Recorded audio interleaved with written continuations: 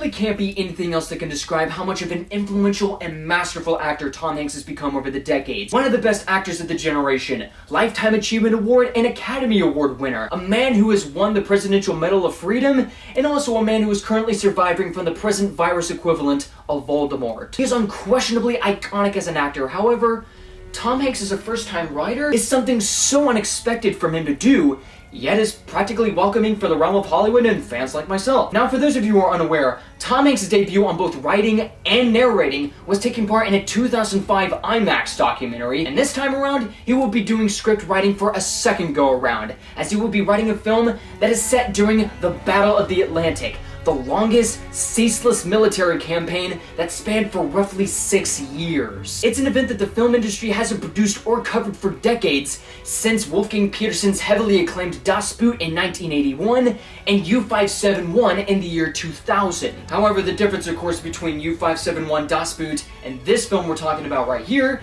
is that those two movies were at least presented in a cinema near you. Greyhound was supposed to be sent into cinema, but unfortunately the distribution rights were handed over to Apple TV Plus for obvious reasons. So, seeing how I am a huge aficionado for the war genre, as well as Tom Hanks as an actor, my interests were held at a very significant level. And I gotta admit, for a second writing attempt in this 90-minute long war epic, all of Tom Hanks' narrative persistence, as well as Aaron Schneider's directing, pays off adequately in Greyhound. And while Greyhound itself may not be one of the absolute best war films ever burned to a piece of celluloid, it is undoubtedly worth an hour and a half of your viewing experience. So come aboard, everybody, and let Captain Luke Nukem take command and discuss the film. The plot itself is inspired by actual events that took place during World War II, based on the novel by C.S. Forrester called The Good Shepherd. Greyhound focuses on the character of Commander Ernest Krause, played by Tom Hanks, as he sets off on his first day of command to help defend and deliver 37 ships filled with soldiers and materials for war to Liverpool, with both British and Canadian destroyers at his side. However, with Nazi U-boats hunting them down and destroying ships one by one in the convoy, it puts Krause's leadership to the absolute test as he tries whatever it takes to protect the convoy and his crew. When viewing this movie's trailers and commercial spots, you may be left with the anticipation of this movie being your average, run-of-the-mill, by-the-numbers war film that accentuates on the tragedy and the psychological impact that the war has on the human condition, but on the Atlantic Ocean. However, the movie departs from the formula and does something so significantly special by sharing a commonality in the script of one of the best films of 2017, Dunkirk, and instead hones primarily on a singular perspective without having to go to any alternative points of view from the Allied forces' destroyers, and it doesn't take the chance of showing a single character on both the Allies or the villain's side. You don't even get to see a single face or an actor depicting a character from the succoring or opposing forces, only voiceovers from radio channels. The reason this decision was made into production was because Tom Hanks' screenplay wanted to take the gripping narrative approach of following into the footsteps of Commander Krause, as his first time commanding Greyhound challenges his own leadership and his accountability, trying to maintain stability with the ship and the rest of his allies, ammunition handling while fighting U-boats, deciding the next strategic decision to take, as well as keeping his young soldiers at check and their capabilities and competence at the absolute best. Every situation that barrels his way constantly pushes him to his absolute limit, leaving him wondering what the best solution is to any given problem as he remains calm, collected, and calculated. It's an interesting perspective to take when telling a story that is set during a moment in time like the Battle of the Atlantic, and while this type of story has been done in similar situations in movies before, it maintains a level of grounded realism to keep the viewer invested and involved. And it's one of the things that is especially remarkable about Tom Hanks as a writer. It's the copious attention to detail he spends into every single element, involving Navy regulations and duties that the ensigns and the lieutenants have to take on, military vocabulary that has to be delivered exactly,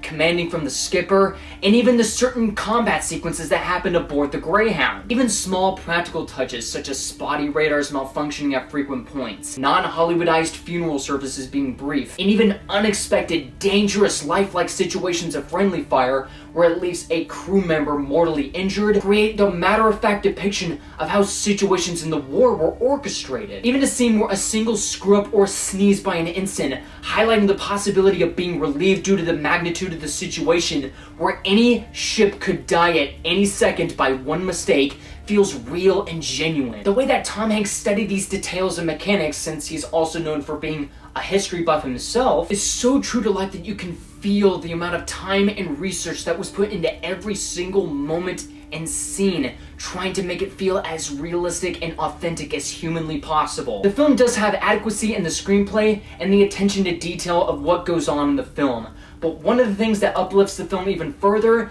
is the acting, and who better to start it off with than the one who commands the ship and commands the screen, Tom Hanks. This role may not be quite the Academy Award-worthy caliber performance that we expect from Tom Hanks a la Captain Phillips, Saving Private Ryan, or Forrest Gump, but Hanks plays the role of Ernest Krause perfectly as usual, providing his character with poise and collectedness to a man constantly being tested every minute in his first command. The supporting performances from the rest of the cast are indeed well acted. Steve Merchant does an efficient job as Krause's executive officer. Rob Morgan and Elizabeth Shue, despite having brief roles, handle their characters respectively with the material they're given. And even no-name actors who hone in the part of young Navy men on the fight of their life is very admirable to watch, even if the actors don't play any characters with any defining or dimensional personalities or grow with character development. Some people may and possibly will bemoan this being a critical flaw in terms of the writing, depending on how they watch the film, but I think that the lack of character development and characterization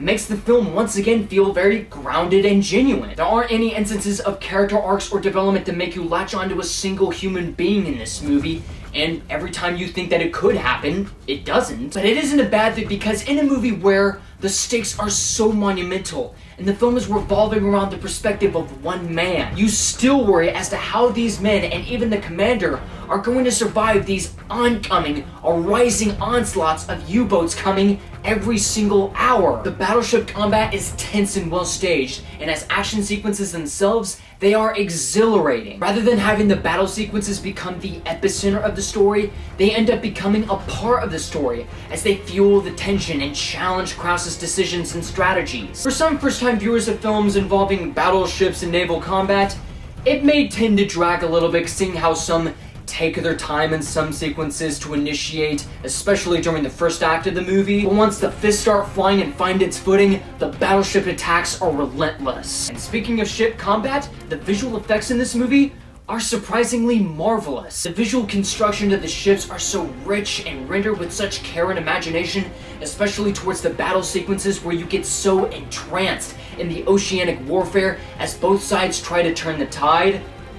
That wasn't a pun, by the way. And the scenery is fantastic, making a small set in Louisiana, which is where they filmed it in aboard the USS Kidd, entirely convincing. Like you're in the Atlantic battlefield where all sorts of hell is breaking loose. But if there are any other significant gripes that I particularly have with this movie, it mainly has to do with the film's antagonists, the Nazis. All the Nazis are a diabolical force that shouldn't be taken lightly. There are some instances made by Tom Hanks' writing in which the Nazis somewhat operate like prank callers. There are scenes in this movie in which the Nazis are calling our main protagonist on the Greyhound through radio transmission, and they are constantly mocking him by making howling sounds like wolves in a pack as they are trying to hunt down their prey. And it kind of breaks the realistic vision of the movie, since the Nazis are depicted in this very cartoonish and impractical manner, considering the fact that also none of this ever happened in the Battle of the Atlantic. There's not a single account of this ever happening. And it breaks the tension away from the viewer, making it not take it as seriously as the film would imply. And while this may be the same drawback I usually had during the review, I'm making an addition to it. The film also really suffers from several pacing problems, not just in the beginning act. Despite it being 90 minutes long, it also gets interfered with these timestamps that are projected on the screen, signifying the type of scenario that the war is still going over and how close we are to the second and third act of the movie. And while it was an interesting dynamic for the film to take, the pacing still could have been a tad bit improved. Greyhound is a very suitable watch if you're in your home and you're wanting to do something that you can't do already outside, but I don't mean it to dismiss how good this movie is. It isn't one of the best war movies to come out in any media form, whether it's streaming or in a nationwide Cineplex, but it certainly delivers at being an exceptionally thrilling war film that proves that Tom Hanks definitely unveiled himself as an aspiring and respectful writer. Alright guys, so that was my review of Greyhound. If you like this video, please like and comment below what you thought of the film yourself. You'll also find me on media outlets such as Facebook, Twitter, and if you have a phone, possibly find me on Instagram. And as always, if you'd like to see more reviews like this, be sure to subscribe for more. If Tom Hanks ever had the chance to write another movie again, permission granted. My name is Luke Nukem. And you, my friends, have been blown away.